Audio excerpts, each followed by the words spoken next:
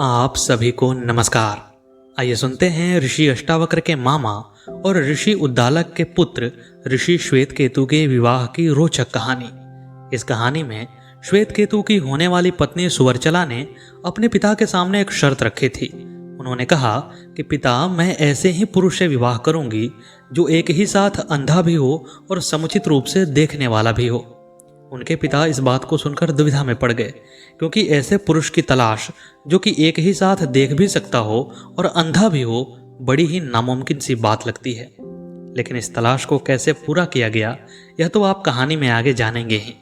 इस कहानी को इसलिए भी सुना जाना चाहिए क्योंकि यह कहानी बताती है कि गृहस्थ आश्रम में रहते हुए भी यदि मनुष्य तप, योग और दान आदि नियमों का समुचित रूप से पालन करे तो वह आध्यात्म और मोक्ष को प्राप्त कर सकता है। इस कहानी को पितामह भीष्म ने युधिष्ठिर जी को सुनाया था, जिसका वर्णन महाभारत के शांति पर्व में आता है। तो आइए अपने जीवन को भी इस कहानी से कुछ लाभान्वित करते हैं और सुनते हैं यह रोचक कहानी।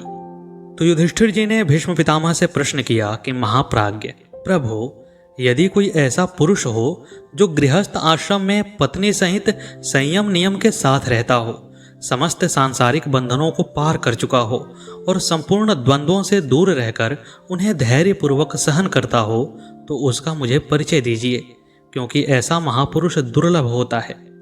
इस प्रश्न को सुनकर भीष्म पितामह ने उत्तर दिया कि राजन, तुमने मुझसे जो विषय पूछा है उसे यथावत रूप से सुनो। यह विशुद्ध इतिहास जन्म मरण रूप रोग का भय दूर करने के लिए उत्तम औषधि है। ब्रह्मर्षि देवल का नाम सर्वत्र प्रसिद्ध है।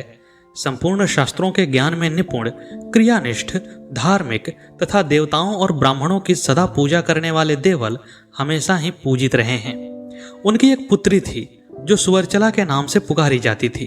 वह यशस्विनी कन्या सभी शुभ लक्षणों से संपन्न थी। वह न तो अधिक नाटी थी और न अधिक लंबी। वह विशेष दुबली भी नहीं थी। धीरे धीरे उसकी विवाह के योग्य अवस्था हो गई। उसके पिता सोचने लगे, मेरी इस पुत्री का पति श्रेष्ठ श्रोतीय ब्राह्मण होना चाहिए, जो विद्वान होने के साथ ही प्रिय वचन बोलने वाला, महातपस्वी और अविवाहित हो। परंतु ऐसा पुरुष कहाँ से सुलभ हो सकता है? एकांत में बैठकर ऐसे ही चिंता में पड़े हुए पिता के पास आकर सुवर्चला ने इस प्रकार कहा, पिताजी, आप परम बुद्धिमान, विद्वान और मुनि हैं। आप मुझे ऐसे पति के हाथ में सौंपिएगा जो अंधा भी हो और आंख वाला भी हो। मेरी इस प्रार्थना को सदा याद रखिएगा। इस बात को सुनकर पिता ने कहा कि बेटी, तुम्हारी यह प्रार्थना पूर्ण हो सके ऐसा तो मुझे प्रतीत नहीं होता है, क्योंकि एक ही व्यक्ति अंधा भी हो और अंधा न भी हो, यह कैसे संभव है? तुम्हारी यह बात सुनकर मेरे मन में खेद होता है। शुभलोचने, तुम पगली सी होकर अशुभ बात मुंह से निकाल रही हो। इस बात को सुनकर सुवर्चला ने कहा कि पिताजी, मैं पगली नहीं हूं, खूब सोच समझकर आपसे ऐसी बात कह रही हूं। यदि ऐसा कोई वेदवेत्ता पति प्राप्त हो जाए तो वह मेरा भरण पोषण कर सकता है। आप जिन ब्राह्मणों के हाथ में मुझे देना चाहते हैं उन सबको यहाँ बुलवा लीजिए। मैं उन्हीं में से अपनी पसंद के अनुसार योग्य पति का वर्ण कर लूंगी। तब अपनी पुत्री से तथास्तु कहकर ऋषि ने शिष्यों से कहा, शिष्यगण, जो वेद विद्या से संपन्न, निष्कलंक माता पिता से उत्पन्न, निर्दोष कुल के बालक हों, शुद्ध आचार विचार वाले, शुभ लक्षणों से युक्त, निरोग, बुद्धिमान, शील और तत्व से संपन्न, गोत्र में वर्ण संकरता के दोष से रहित, वेदोक्त व्रत के पालन में तत्पर, स्नातक, जीवित माता पिता वाले तथा मेरी कन्या से विवाह की इच्छा रखने वाले श्रेष्ठ ब्राह्मण हों, उन सबको देखकर तुम लोग यहाँ शीघ्र बुला ले आओ। मुनि की यह बात सुनकर उनके शिष्यों ने तुरंत इधर उधर के आश्रमों में तथा अगल बगल के गांवों में जाकर ब्राह्मणों को इसकी सूचना दी। राजन, ऋषि और उस कन्या के प्रभाव को जानकर अनेक श्रेष्ठ ब्राह्मण महर्षि देवल के आश्रम पर आए। कन्या के महान पिता देवल ने वहां आए हुए ऋषियों तथा ऋषि कुमारों का यथा योग्य सम्मान तथा विधि पूर्वक पूजन करके अपनी पुत्री से कहा, बेटी, ये मुनि जो यहाँ पधारे हैं वेद वेदांगों से संपन्न, कुलीन और शीलवान हैं।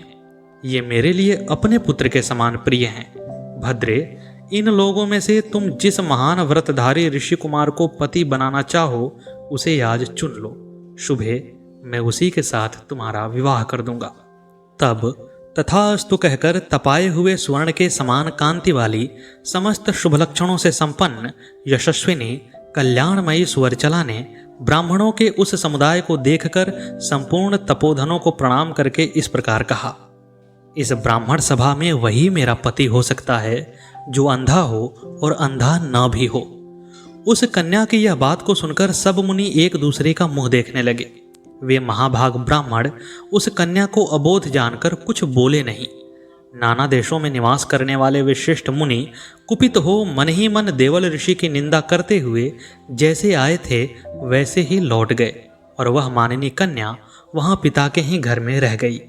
तदनंतर किसी समय विद्वान ब्राह्मण भक्त न्याय विशारद तर्कशास्त्र में कुशल ब्रह्मचर्य से संपन्न वेदवित्ता वेद तत्वज्ञ कर्मकांड विशारद आत्मतत्व को विवेक पूर्वक जानने वाले जीवित पिता वाले तथा सद्गुणों के सागर श्वेत केतु ऋषि सारा वृतांत सुनकर उस कन्या को प्राप्त करने के लिए शीघ्रता पूर्वक आदर सहित देवल ऋषि के आश्रम पर आए।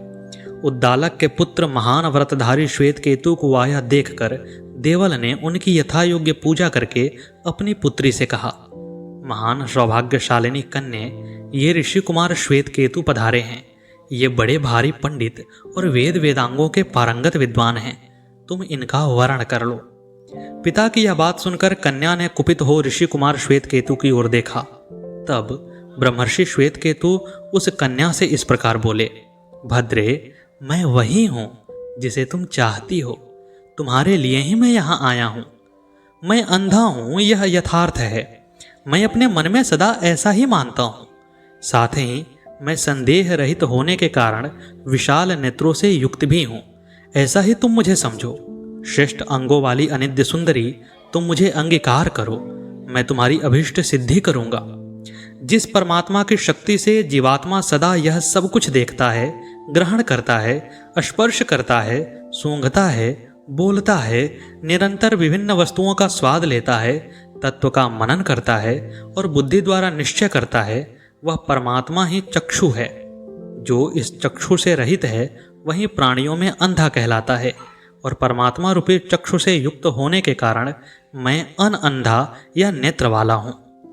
जिस परमात्मा के भीतर ही यह संपूर्ण जगत व्यवहार में प्रवृत्त होता है, यह जगत जिस आँख से देखता, कान से सुनता, त्वचा से स्पर्श करता, नासिका से सूंघता, रसना से रस लेता एवं जिस लौकिक चक्षु से यह सारा बर्ताव करता है, उससे मेरा कोई संबंध नहीं है।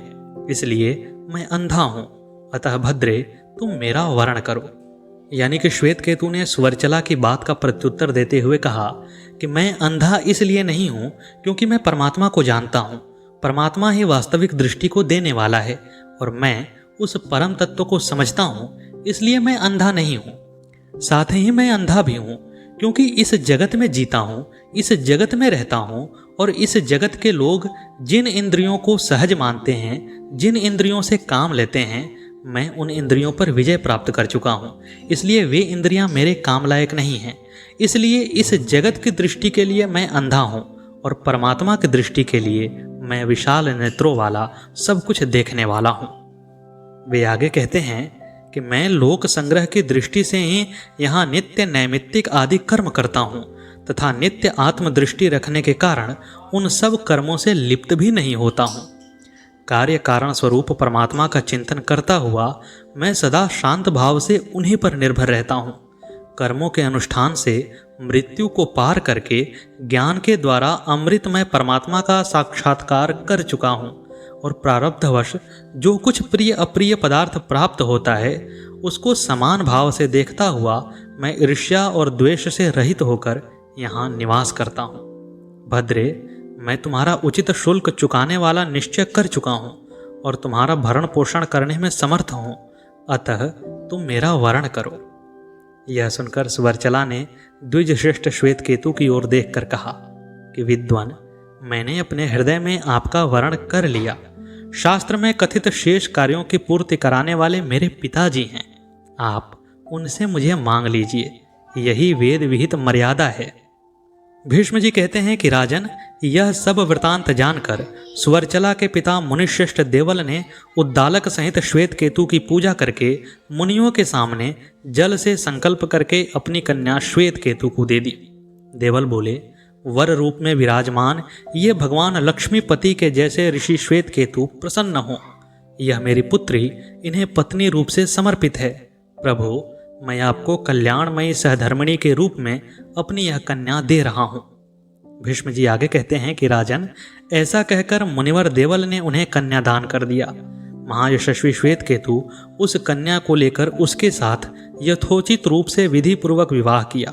फिर मुनियों द्वारा कराए हुए परम उत्तम वैवाहिक विधान को पूर्ण करके गृहस्थ आश्रम में रहते हुए बुद्धिमान श्वेत केतु अपनी उस धर्मपत्नी से इस प्रकार बोले, शोभने, वेदों में जिन शुभ कर्मों का विधान है, मेरे साथ रहकर उन सब का यथोचित रूप से अनुष्ठान करो और यथार्थ रूप से मेरी सहधर्मचारिणी बनो।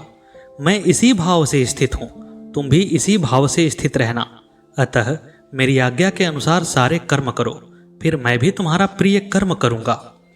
तदनंतर ये सब कर्म मेरे नहीं हैं और मैं इनका कर्ता नहीं हूँ। इस भाव से ज्ञानाग्नि द्वारा उन सब कर्मों को भस्म कर डालो। तुम परम सौभाग्यवती हो। श्वेत केतु कहना चाहते हैं कि सभी कर्मों को करते हुए भी इन कर्मों में लिप्त मत रहो। यही तो गृहस्थ आश्रम की महत्ता है। आप कर्म कीजिए, लेकिन उन कर्मों से बंधिए नहीं। उन कर्मों से अलग होकर ईश्वर से स्वभाव जोड़िए, ईश्वर से मोह लगाइए, ईश्वर से बंधन जोड़िए।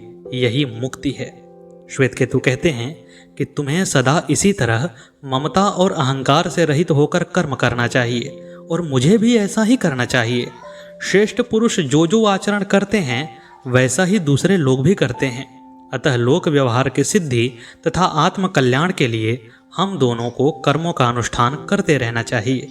पितामह भीष्म कहते हैं कि राजन, ऐसा उपदेश देकर संपूर्ण ज्ञान के एकमात्र निधि महाज्ञानी श्वेत केतु ने सुवर्चला के गर्भ से अनेक पुत्र उत्पन्न किए, यज्ञों द्वारा देवताओं को संतुष्ट किया। फिर आत्मयोग में नित्य तत्पर रहकर वे निर्द्वंद्व एवं परिग्रह शून्य हो गए। तो यह थी श्वेत केतु और सुवर्चला के विवाह की रोचक कहानी। इस कहानी से गृहस्थ आश्रम की महत्ता स्थापित होती है। आपको कैसी लगी यह प्रस्तुति कमेंट बॉक्स में अवश्य बताइएगा। मिलते हैं अगले वीडियो में अगली प्रस्तुति के साथ। तब तक के लिए नमस्कार।